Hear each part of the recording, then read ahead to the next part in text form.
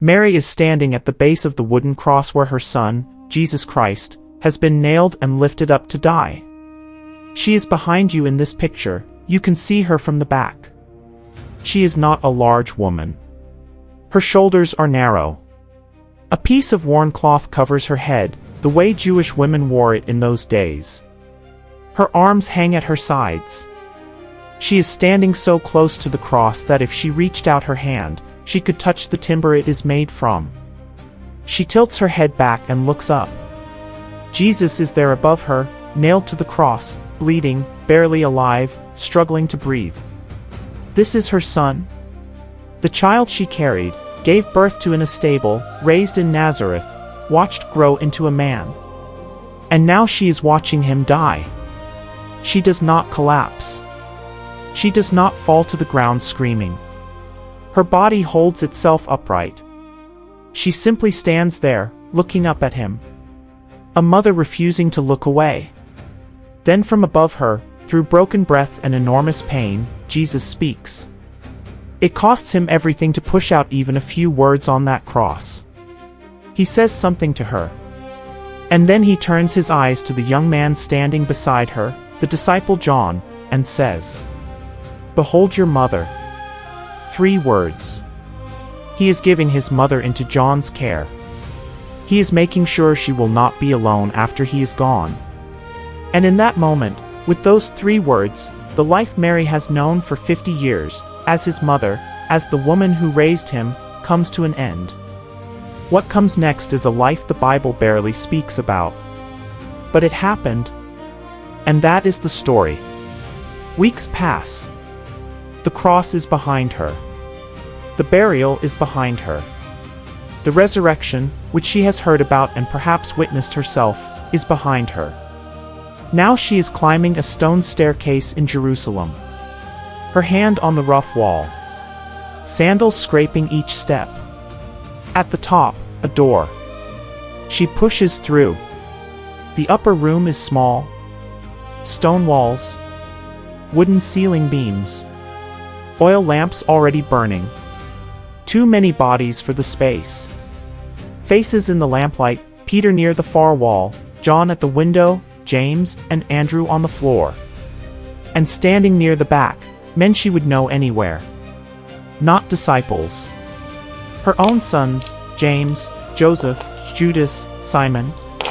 The same men who during Jesus' ministry had tried to drag him home, convinced he had lost his mind. Here they are now, waiting in the same room with the people who followed him. Something had changed them. The resurrection, perhaps. Their mother, perhaps. Perhaps both. Mary finds a corner. She sits. She prays. About 120 people fill the room.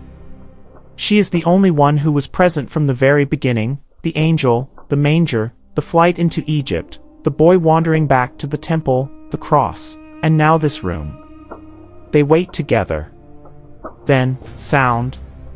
Not from outside. Not from above. From everywhere at once. A rush of air, but nothing in the room moves. The flames on the oil lamps shudder. Then something appears above them, fire that does not burn, light that comes from no lamp. Picture her face in that moment. The last time the Holy Spirit came to her, she was a teenage girl alone in a dark room in Nazareth. That encounter gave her a son. This time she is surrounded by 120 people in Jerusalem, and this encounter gives her something else entirely, a church. A family wider than the one she raised. A purpose that reaches past Nazareth, past motherhood, past every boundary she had ever known. She is living in John's house now. Jesus had given her into his care from the cross, and John had kept that charge. The house is modest stone, courtyard, packed earth floor, a cistern, a flat roof. Not unlike Nazareth. She wakes before dawn. She grinds grain. She bakes bread. She carries water. Her hands have known these motions for 50 years, the muscle memory of a whole life. But now there are visitors every day. People who heard Peter speak at Pentecost. People who had walked away from the temple and did not yet know what they had walked toward. They knock on the door and they all carry the same question. What was he like? Picture Mary in the courtyard. An oil lamp between her and a young believer, and Mary, who Luke describes as someone who treasured these things quietly in her heart, finally opening what she had carried so long. The angel in the dark room. The road to Bethlehem. Not a wooden structure, a stone-feeding cave, a trough of cut rock. The shepherds appearing in the middle of the night, breathless, speaking of angels in the hills. The old man Simeon receiving the infant in the temple courts and whispering that a sword would pass through her own soul. The boy of 12, missing for 3 days, found calmly seated among teachers, asking why they were searching, as if the answer were obvious. She had held these stories for over 30 years. Held them alone, in silence. Now the church needed them. Here is the detail that should change how you read the Nativity account. Luke, the author who preserved the most thorough record of Jesus' birth, never encountered Jesus during his earthly life. He was a traveling companion of Paul, a physician-turned-historian who assembled his account from people who had been there. He interviewed eyewitnesses. Only one person was present at the Annunciation. Only one person was there for the birth, for the shepherds in the night, for the boy in the temple at age 12. One person. Every nativity scene you have ever looked at, every time you have heard the words "she wrapped him in cloths and placed him in a manger," those details trace back to a single source. Mary told someone. That person told Luke. Luke wrote it down. Without her testimony there is no Christmas story. But Jerusalem grew unsafe. Roman soldiers moved from patrol to raids. A man was dragged from a side street for following what they called the Way. That was the name before anyone used the word Christian. Stephen, one of the first deacons, was stoned outside the city walls. James, the brother of John, was put to death by Herod with a sword. Peter was arrested. The inner circle was being hunted one by one. Mary had already watched someone she loved die at the hands of authorities. Now it was happening around her again. Acts records that a widespread persecution scattered the believers out of Jerusalem in every direction. The community that had gathered in the upper room fractured and spread across the empire. At some point, the exact year is debated, but the traditions across early Christian sources agree on the outline. John decided he had to leave. And Jesus had told him to care for her. That instruction did not expire when the danger escalated. It became more urgent. Picture Mary walking toward a harbor. Caesarea, perhaps, or Joppa. Salt air and tar and fish. Wooden ships knocking against the dock. Sailors calling to each other in Greek. She had never been on a ship. She had never left the land of Israel. She was somewhere in her 60s. She walks up the gangplank. The deck shifts beneath her. The sail fills. The harbor pulls away behind her. Then the coastline, the only earth she had ever known, disappears below the horizon. Days on the water. The pitch of the hull. The smell of the open sea. The same stars overhead she had watched from her rooftop in Nazareth, now reflected in water she had never seen before. Then land. The coast of Asia Minor. The ship docks. She steps onto foreign ground. And rising above the harbor is a city unlike anything she had ever looked at. Ephesus. A Roman metropolis. Some estimates place its population at 250,000 people. Marble-paved streets. A theater carved directly into the hillside, seating 25,000. Public baths. Libraries. Fountains. And dominating the skyline, the Temple of Artemis, one of the 7 wonders of the ancient world, dedicated to a pagan goddess the whole city worshipped. She had grown up in Nazareth, a village of perhaps 400 people, in a house cut from rock. Now she was standing in one of the largest, wealthiest, most thoroughly pagan cities in the Roman Empire. Everything around her was foreign, the language, the food, the gods on every corner, marble instead of dirt beneath her feet. But John was beside her. And the God who had met her in a dark room in Nazareth was the same God standing with her on a marble street in Ephesus. John did not take her into the city. He took her above it. A winding path up through pine trees and wild olive groves. The air cooling as they climbed. Hundreds of nightingales filling the hillside with sound, so many that the Turks would later call this place Bulbul Dejai, the mountain of nightingales. Near the top, a clearing. And in that clearing, a small stone house. One main room. A sleeping chamber to the side. A fireplace. Windows set high in the walls. A flat roof. A spring running nearby with fresh water. It was almost identical to the house in Nazareth. Stone walls. A simple doorway.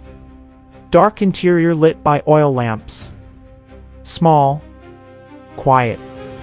The same. The woman who said yes to an angel in one stone room was going to spend her final years in another. In 1881, a French priest named Julien Guyot followed the written visions of a German nun named Catherine Emmerich, a bedridden woman who had never left Germany, and found a small stone structure on that exact hillside, matching every detail she had described. Archaeological examination found that the lower foundations date to the 1st century. The structure measures roughly 7 by 7 meters. 3 popes have visited: Paul VI, John Paul II, Benedict XVI. Christians and Muslims both make pilgrimage to this site. Outside, a wall is layered with thousands of handwritten prayers tied there by visitors from every country on earth. Was this actually Mary's house? It cannot be proven with certainty. But the foundations are the right age, in the right city, matching a tradition that runs through independent sources. It is as close as the historical record can bring us. Inside, the room is cool. The stone holds the mountain air. An oil lamp burns on a ledge, the same kind of lamp that burned in Nazareth, the same kind that burned in the upper room on Pentecost. She sets down the bread she's carrying. She kneels. She prays. Hear, O Israel! The Lord our God, the Lord is one. The same words she had prayed every morning and every evening since she was a girl. Different walls. Same woman. Same faithfulness. She lived here, if the tradition holds, for years. Perhaps decades. She did not write a gospel. She did not lead a congregation. She did not preach a sermon that anyone preserved. She held no title. She held no office. The most consequential woman in Christian history left behind no autobiography, no correspondence, no record in her own hand. She left something else. Her memory. The angel in the dark room. The manger. The shepherds arriving breathless in the night. The old man's prophecy in the temple courts. The boy who stayed behind, standing among scholars, asking why they had even searched for him. She had carried these stories across a desert, across a sea, up a mountainside, and she had given them away. Someone listened. Someone remembered. Someone found Luke. Luke found his pen. And 2 billion people would eventually read what she said. Step back far enough to see the whole shape of it. A teenage girl in a dark room saying yes. Grinding grain the next morning because the bread still had to be made. A feeding trough in a stone cave. Flight into Egypt in the dark. A boy who was not quite like other boys. 30 years of ordinary days in an ordinary village. Watching him leave for the road. Watching him preach. Watching the crowds turn. Standing, not falling, at the foot of the cross. The upper room. Fire from nowhere. A new beginning at 50 years old, when most lives are winding down. Stories finally spoken. A sea crossing she had never imagined. A small stone house on a mountain where nightingales sang all night. And then a quiet end. Somewhere. Unrecorded. The most recognized mother in history spent her last years exactly the way she had spent her first. Unseen. Faithful. Doing the same simple things she had always done. Different houses. Different cities. Different decades. The same hands grinding grain. The same voice blessing bread. The same woman trusting a God who asked everything and explained almost nothing. From Nazareth to Ephesus, the story never changed. God chose the small life. The quiet life. The life nobody writes about. And he called it enough.